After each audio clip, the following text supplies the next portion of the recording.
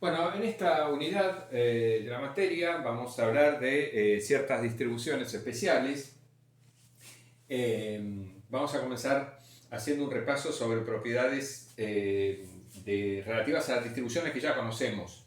Vamos a recordar que una variable aleatoria x tiene distribución binomial de parámetros n y p, si solo si esa variable tiene como imagen los números enteros entre 0 y n, y las probabilidades puntuales de la variable aleatoria están dadas por esta fórmula, para cada k entre 0 y n.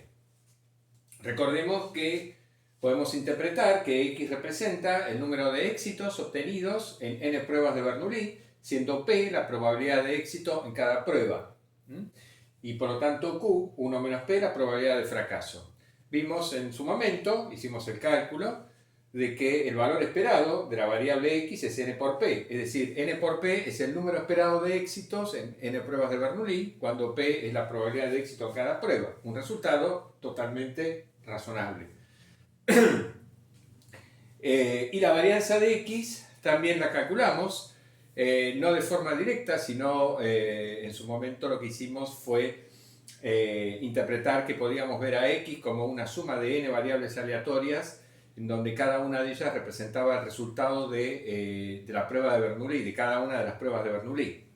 Bien, y entonces usamos la propiedad de que la variable de una suma de, perdón, la varianza de una suma de variables independientes es la suma de las varianzas, y llegamos a este resultado para la varianza de x. Bueno, recordemos también que una variable x tiene distribución geométrica de parámetro p si solo si el conjunto de valores de x son todos los números naturales y las probabilidades puntuales están dadas por esta fórmula. Interpretamos que x representa el número de pruebas que debemos efectuar o realizar hasta obtener el primer éxito en un proceso de Bernoulli. El número de pruebas de Bernoulli que debemos realizar hasta obtener el primer éxito. Esa es una variable aleatoria cuyo conjunto de posibles valores son todos los números naturales, porque tendrá que ser una prueba, o dos, o tres, o cuatro, cinco, seis, etc. Y las distribuciones puntuales, la distribución de probabilidades de esa variable aleatoria están dadas por esta fórmula, porque que x sea igual a n significa que en la enésima prueba yo obtuve un éxito, probabilidad p, y que en las n-1 pruebas anteriores obtuve fracasos, porque estamos diciendo si x es igual a n, estamos diciendo que en la enésima prueba obtengo el primer éxito. En todas las anteriores fracasos, entonces dadas las características del proceso de Bernoulli, la probabilidad de x igual a n está dada de esta manera. Para calcular el valor esperado de x, cuando x tiene distribución geométrica, aplicamos la definición de valor esperado para una variable que tiene distribución discreta. Entonces el valor esperado de x sería esta serie. Son todos los valores, en cada término tenemos de la serie tenemos n, que son el valor, digamos, que puede tomar la variable aleatoria por la probabilidad de que tome este valor. Bueno, P puede salir afuera de la serie, y entonces lo que nos queda es el producto del parámetro P por la serie desde n igual 1 hasta infinito de n por q a la n-1. Pero ahí reconocemos que esa serie es la derivada de esta serie de potencias. Una serie de potencias se puede derivar, una serie de potencias convergentes se puede derivar término a término, y entonces esta serie es exactamente lo que tenemos acá. Pero por otro lado sabemos que la suma de esta serie es q sobre 1 menos q, pues estoy arrancando de n igual a 1, si arrancar desde n igual a 0 sería 1 sobre 1 menos q, pero al arrancar desde n igual a 1 nos queda q sobre 1 menos q. Al efectuar esta derivada, derivamos este cociente, obtenemos 1 sobre 1 menos q cuadrado, 1 menos q al cuadrado, mejor dicho. Bien, pero eso es p al cuadrado, entonces lo que nos queda finalmente es 1 sobre p. De modo que 1 sobre p es el número esperado de pruebas que debemos realizar hasta el primer éxito. Es un resultado totalmente conforme con la intuición, con nuestra intuición, digamos, siendo p la probabilidad de éxito en cada prueba. En cuanto menor es la probabilidad de éxito en cada prueba, mayor es el número esperado de pruebas que debemos realizar hasta obtener el primer éxito. En cuanto mayor es la probabilidad de éxito en cada prueba, menor es el número esperado de pruebas a realizar hasta el primer éxito.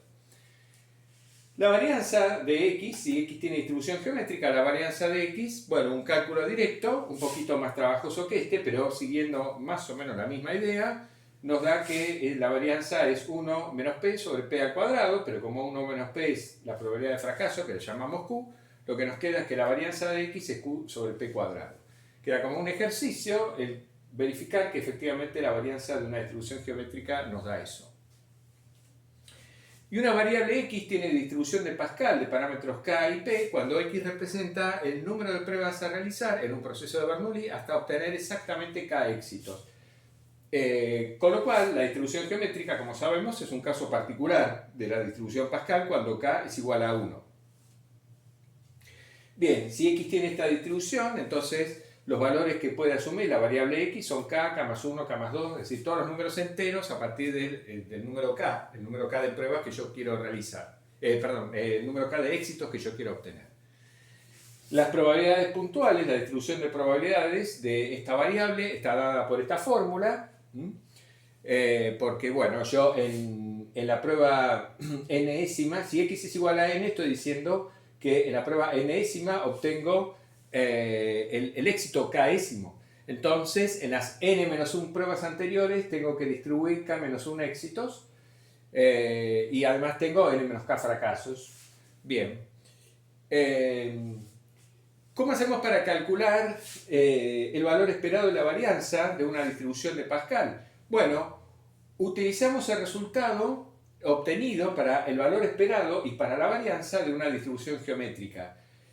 Y razonamos de la siguiente manera. Si x es una variable con distribución de Pascal de parámetros k y p, podemos interpretar que x es la suma de k variables aleatorias, x1 más x2 más x sub k, donde todas estas variables aleatorias son independientes entre sí y todas ellas tienen distribución geométrica del parámetro p.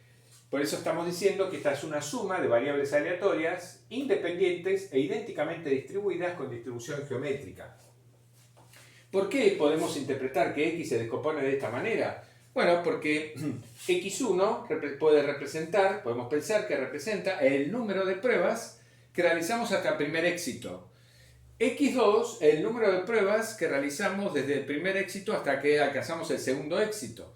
x3, el número de pruebas desde el segundo éxito hasta el tercer éxito, y así sucesivamente. X sub k, el número de pruebas a realizar desde el k-1 éxito hasta el éxito késimo. Entonces, la suma de todas estas pruebas nos da el número de pruebas a realizar hasta obtener el éxito número k, que eso es justamente lo que representa la variable x. Entonces, naturalmente que el número de pruebas a realizar entre cada éxito y el siguiente tiene distribución geométrica, porque es, digamos, por la característica del proceso de Poisson, la distribución va a ser la misma para todas estas variables aleatorias y va a ser esta distribución geométrica. Entonces, el valor esperado de x es la suma de los valores esperados. Todas las variables tienen el mismo valor esperado, 1 sobre p, por lo tanto me queda que el valor esperado de x es k sobre p. Y la varianza de x es la suma de las varianzas, por la independencia de estas variables aleatorias. Y como la varianza de la geométrica es q sobre p cuadrado, bueno, la varianza de la Pascal nos va a dar k por q sobre p cuadrado.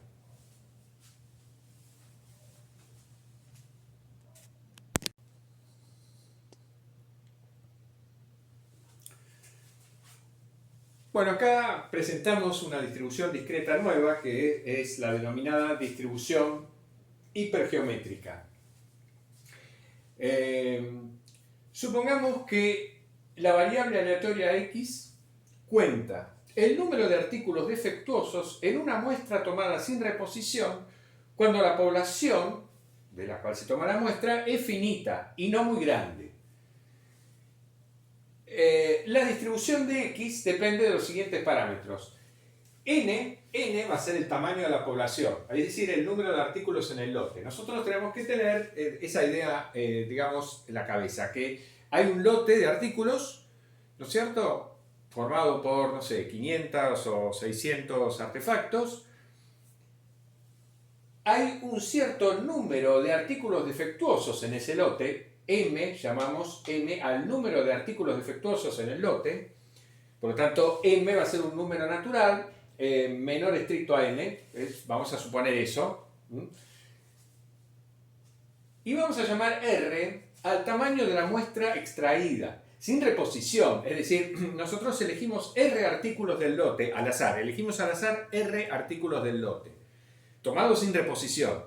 Tomamos el primero, lo miramos a ver si es bueno o malo, tomamos el segundo, el tercero, no lo devolvemos al lote obviamente.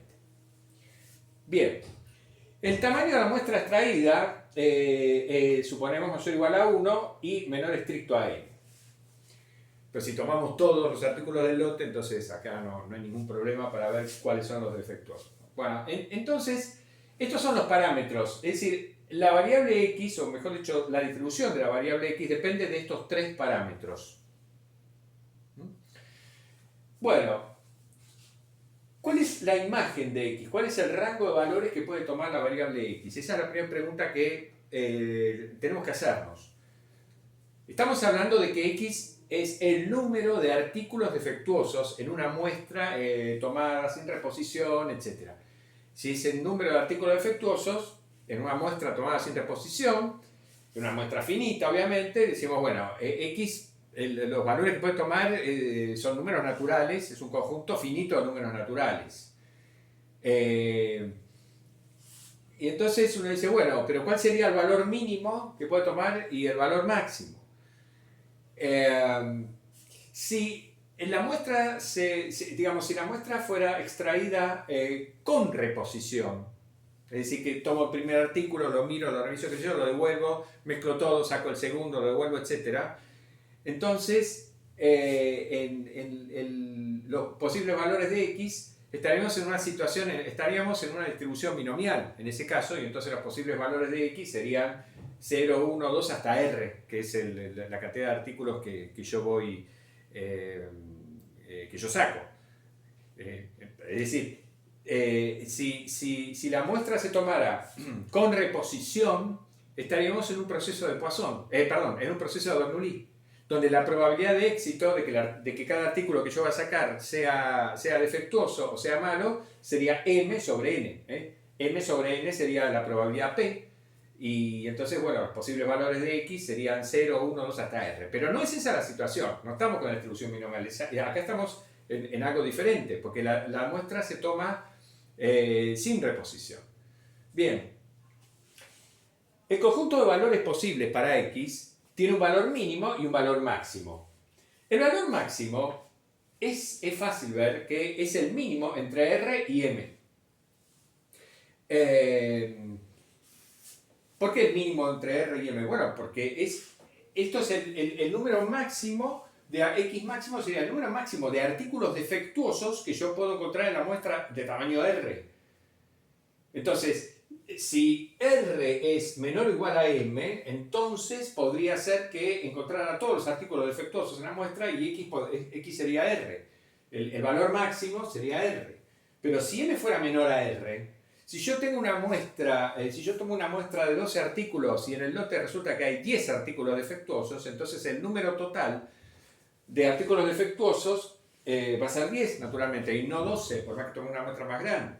Bien, y es fácil ver que el valor mínimo va a ser 0 si r es menor a n menos m, o va a ser este número si r es mayor estricto a n menos m. Y para cada k, para cada número natural k dentro de este rango de valores, ¿cuál es la probabilidad de que x sea igual a k? Acá el punto más importante, ¿no? Este es el punto más importante. ¿Cuál es la probabilidad de encontrar k artículos defectuosos en la muestra de tamaño r tomada al azar de una población de n artículos en la cual hay n artículos defectuosos?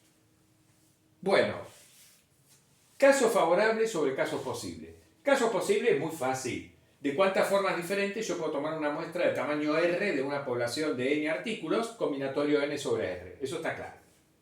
¿Okay? Estas son todas las formas diferentes en las cuales yo puedo elegir r artículos de una población de n artículos. Bueno, muy bien. Ahora, el evento que significa que hay k artículos defectuosos en la muestra de tamaño r. ¿De cuántas formas yo puedo elegir k artículos defectuosos? ¿De cuántas formas, mejor dicho, de cuántas formas puede ocurrir que haya k artículos defectuosos en la muestra de tamaño r? Bueno, si hay k artículos defectuosos, esos artículos obviamente tienen que haber sido elegidos dentro del conjunto de artículos malos. Entonces, hay m sobre k combinatorias, formas diferentes de elegir k artículos de entre los malos. Y por cada una de estas elecciones de los k artículos dentro de los malos, tenemos estas formas, este número de formas diferentes de elegir los restantes r menos k artículos, que van a ser artículos buenos. Entonces, este es el número de elecciones posibles de los k artículos malos. Y por cada una de esas elecciones tengo este número de elecciones posibles para elegir los restantes r menos k artículos que son todos buenos. Bien, esto hay que pensarlo, pero realmente esta es la fórmula correcta. Casos favorables sobre casos posibles que nos indica cuál es la probabilidad de que x tome valor k. Para cualquier valor k dentro del conjunto de posibles valores de la variable aleatoria x. Esta entonces es la fórmula de la distribución hipergeométrica con estos parámetros. Y se puede probar, no es una cuenta sencilla, que el valor esperado es r por m sobre n. La cuenta no es sencilla, pero el resultado sí es muy interesante porque m sobre n es la probabilidad de que el primer artículo que yo voy a sacar sea malo. Y r es la cantidad de artículos que yo elegí. Es decir, el valor esperado de x coincide con el valor esperado que tendría la variable aleatoria x si las extracciones se hicieran con reposición, porque estaríamos ahí en una distribución de binomial y m sobre n sería la probabilidad de artículo malo en cada extracción.